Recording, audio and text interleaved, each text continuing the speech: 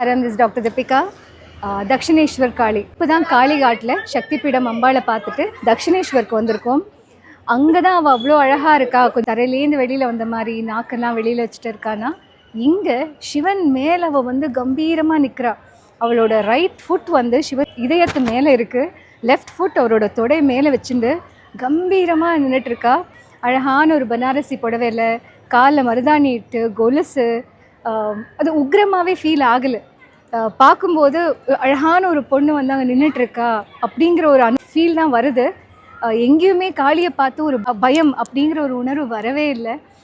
ரொம்ப அழகான ஒரு இடம். 4 என்ட்ரன்ஸ் இருக்குது கோயிலுக்கு.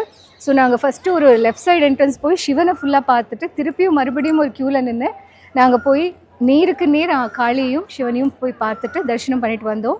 இந்த ஸ்தலத்தில் சிவனுக்கு தனித்தனியான லிங்கங்கள் இருக்குது. ஸோ தனித்தனி சந்நிதியே கொடுத்துருக்காங்க. அது எல்லாத்தையும் பார்த்துட்டு வெளியில் வரும்போது எல்லாம் சிவசக்தி மயமாக தான் ஃபீல் ஆகுது. ரொம்ப அழகான கோயில் தக்ஷிணேஸ்வரர் காளி. நிச்சயமாக எல்லாரும் வாழ்க்கையில் பார்க்க வேண்டிய ஒரு ஸ்தலம். நன்றி. தேங்க்யூ.